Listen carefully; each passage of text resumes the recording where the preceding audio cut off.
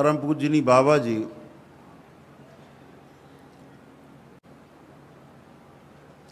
अपने जीवन काल में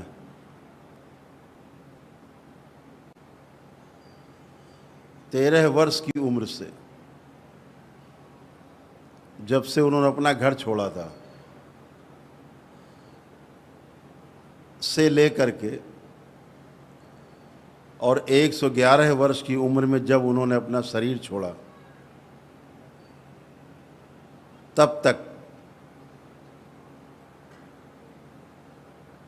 एक ही चीज उनके हृदय में बसती थी, उसका नाम है तंत्र।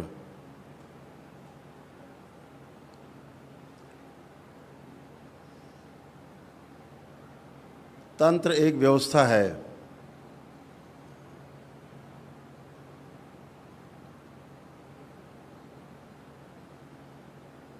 इस व्यवस्था में जीने से सुख मिलता है। कैसा सुख मिलता है? निरंतर सुख मिलता है, निरंतर। ऐसा नहीं कभी दुख कभी सुख, कभी दुख कभी सुख, ऐसा नहीं। सुख की निरंतरता हो जाती है अगर आप तंत्र में जीते हैं, जिसके लिए आज आप सभी यहाँ पर इकट्ठे हैं।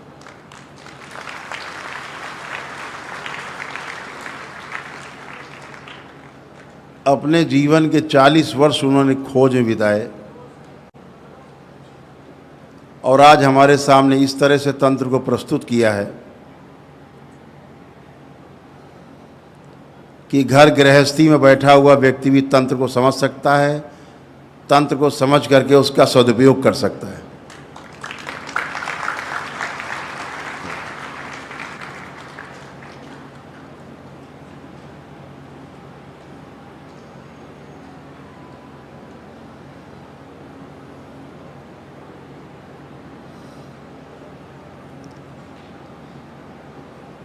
अभी तक तंत्र के बारे में ये भ्रांति थी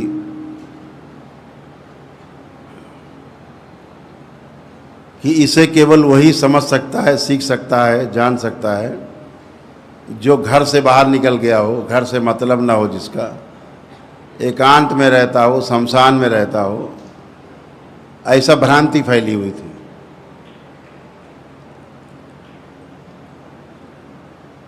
लेकिन दरबार ने इसको इतना सरल बना दिया, इतना सुगम और इतना सुरक्षित बना दिया कि सिर्फ 14 वर्ष का बच्चा भी समझ सकता है और सदुपयोग कर सकता है इसका।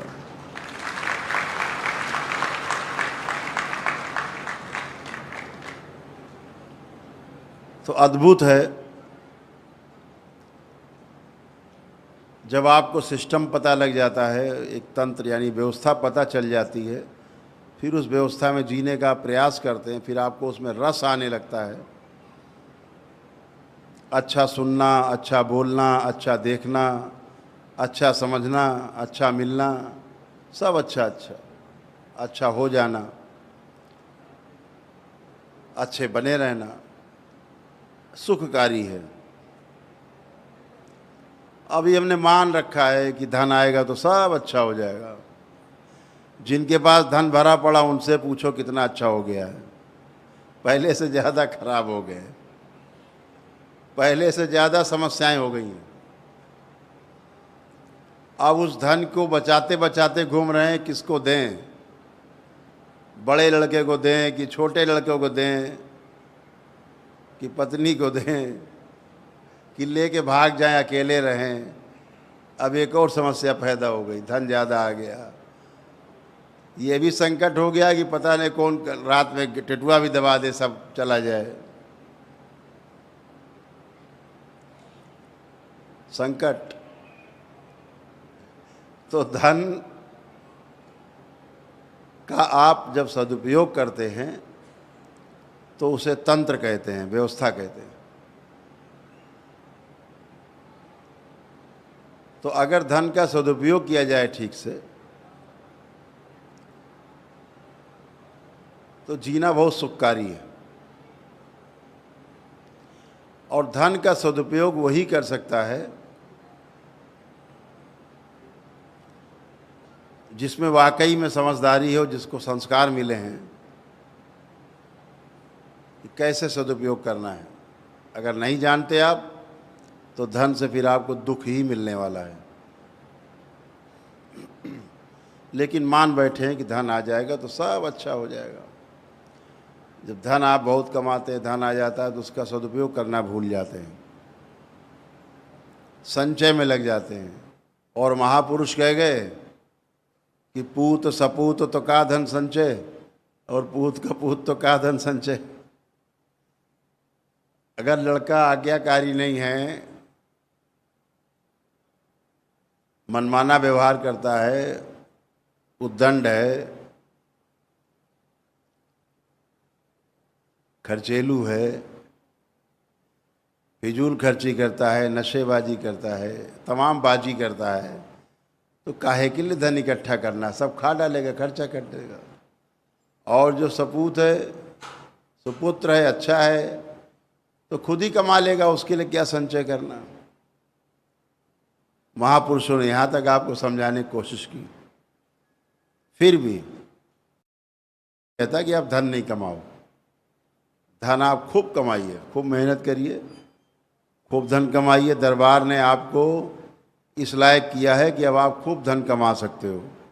खूब प्रयास करो, खूब धन कमाओ, लेकिन उसका सदुपयोग करना समझना है, सीखना है। सदुपयोग करने से ही आप और आपका कुल तर जाएगा, दुरुपयोग करने से कर्म भोग बनेंगे। इसी प्रकार से आपके पास जो ऊर्जा एकत्रित होती है,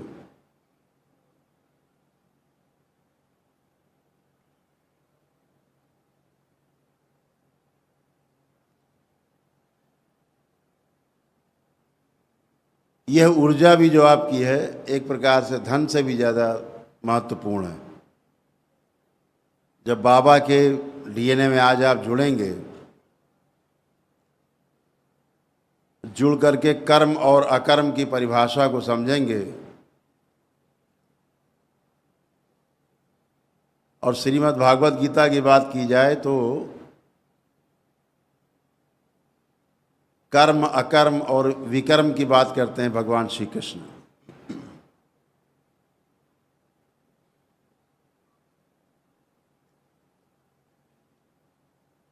तो अपनी ऊर्जा को ऐसे बचा के रखें जो आप बड़े जतन से इसको उत्पन्न करेंगे।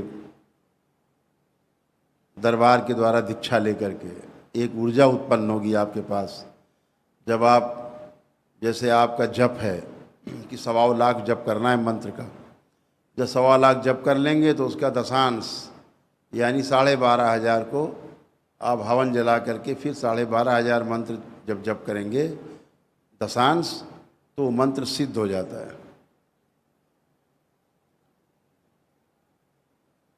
तो जो सिद्ध हो गया आपका दशांश, वो आपकी ऊर्जा है, आपकी अपनी कमाई है।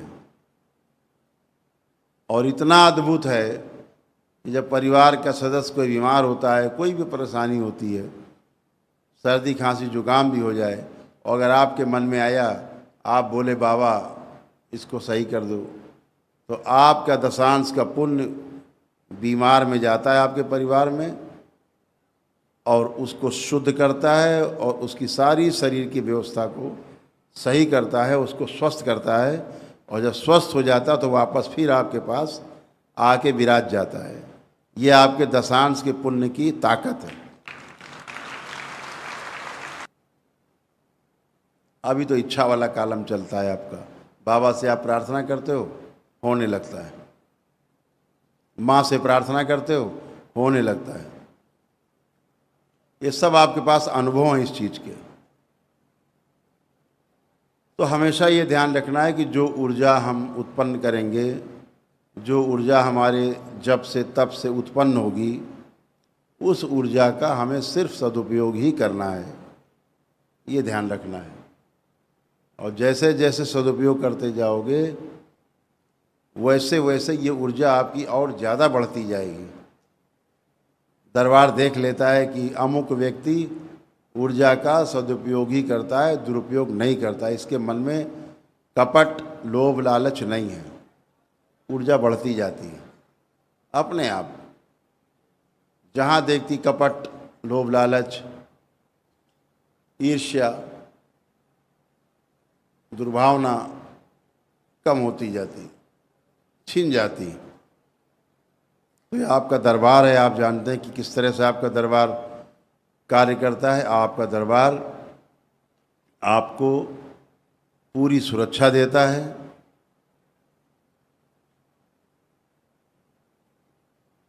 आपकी एक एक श्वास का ध्यान रखता है, आपकी एक एक खबर रखता है दरबार।